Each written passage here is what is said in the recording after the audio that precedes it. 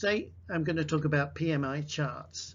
These are routines that you can use when you read to help you organize the ideas in the reading. In textbooks, usually the readings are fairly short, so you don't always need to do this, but for definitely longer essays, this can really help. So let's get started. A PMI chart basically stands for pluses, minuses, and interesting. PMI. That means this is a chart we use to improve our thinking skills. The pluses are the positive points in a piece of writing that support the writer's idea. Minuses are the negative points which don't support their main idea.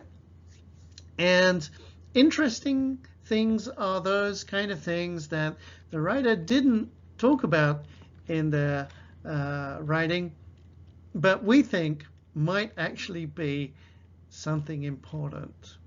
So let's have a look at an example. We're going to look at lesson 10, equal pay for equal work. The topic in that textbook lesson was part-time work, part-time workers. And the main idea was that often these part-time workers are paid less and receive fewer benefits, such as insurance, than full-time workers. And there was a discussion question, how should people be paid for their work? So in order to answer the discussion question, we can look at the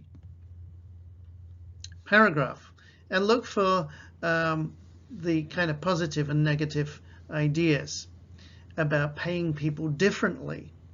So as you can see, there are 3 columns.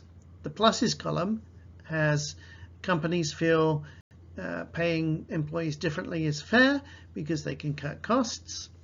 And part-time workers, if they want to get better money, they can become full-time workers if they want to. The negatives were the part-time workers feel that's unfair because they do the same work and they're not paid equally. And some part-time workers have actually gone to court to get the same pay as full-time workers. So when we're talking about this topic, the writer gave us a few positive and a few negative opinions. Now, what's interesting is what the writer doesn't talk about. So this is the thinking part. Let's think about our experience. And you can see I've numbered my ideas 1, 2, 3, 4, 5, and 6. My first idea was that, well, it's kind of interesting that the textbook doesn't talk about whether people should be paid based on the difficulty of their work. You know, if it's a really easy job and, you know, you've got part-time and full-time work, maybe they should be paid the same. But if it's a really difficult job, maybe they shouldn't. I don't know. I just thought that was interesting. The second thing I thought was interesting, that the textbook doesn't really talk about the situation in Japan. For example, in Japan, we have 4 different types of employee. You've got the full-time employee, you've got contracted employees, you've got part-time staff, and you've got temporary staff. Should we pay them all the same?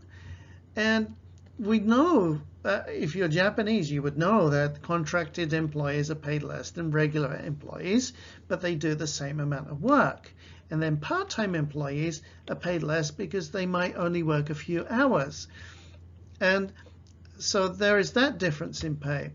Here's a really good example from one of my friends. They work for a camera shop in Japan, and they work full-time, but they are not a regular employee. So they're paid a lot less than the regular employees.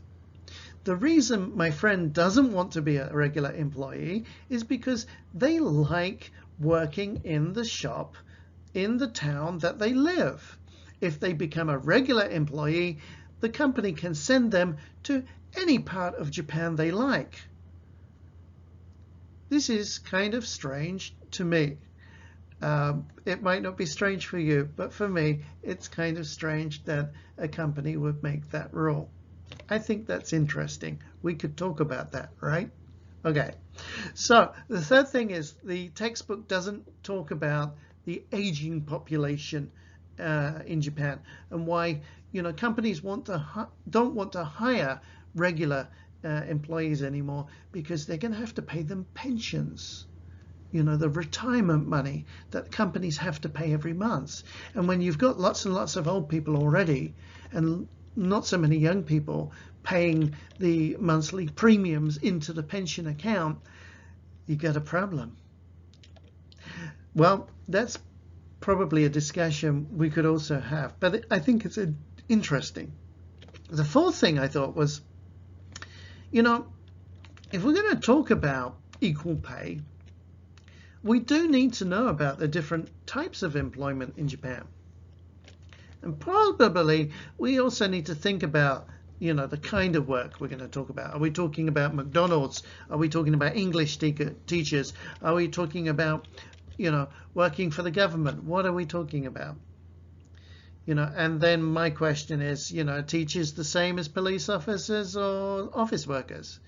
Is it a good comparison to make just part-time and full-time?